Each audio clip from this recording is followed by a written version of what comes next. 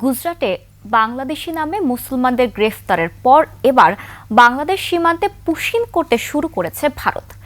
এরা বাংলাদেশি না হলেও ভারত তাদের বাংলাদেশি নাম দিয়ে বাংলাদেশে পাঠানোর চেষ্টা করছে। বিশ্লেষকরা বলছেন এই পরিস্থিতি হলো ভারতের চরম হিন্দুত্ববাদের বহিঃপ্রকাশ। এটা তাদের যুদ্ধের মুসলিম বিরোধী কৌশল। বিস্তারিত নাহিদ সিরাজি নিম্মির প্রতিবেদনে।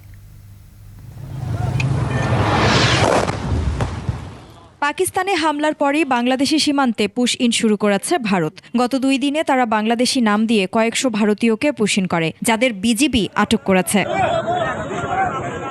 এর আগে কাশ্মীরের পেহেলগামে পর্যটকদের উপর হামলার পর গুজরাটে বাংলাদেশি বলে 1000-এর বেশি ভারতীয় মুসলমানকে গ্রেপ্তার করা হয়।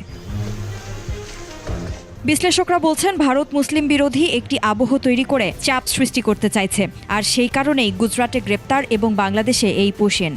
এই যে পুশ ব্যাকগুলি করছে ভারত, তার যে অ্যান্টি মুসলিম সেন্টিমেন্ট আছে কিংবা তার যে এনআরসি সিএএ আছে, সেই সাথে হলো তার যে অভ্যন্তরীণ রাজনীতিতে এই মুহূর্তে পাকিস্তান এবং মুসলমানদেরকে কেন্দ্র করে যে জিওপলিটিক্যাল বা ডোমেস্টিক পলিটিক্যাল কম্পালশনগুলি তৈরি হয়েছে, সেটারও একটা অংশ।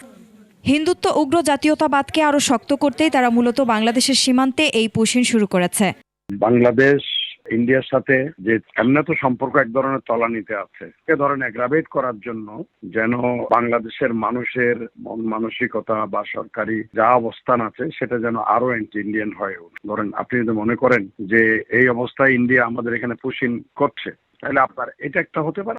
গ্রেপ্তার আর পুশ ইন দুটোই ভারতের যুদ্ধ কৌশলের অংশ বলে মনে করছেন বিশ্লেষকরা। নাহিদ সিরাজি নিম্মি, 21 টেলিভিশন, ঢাকা।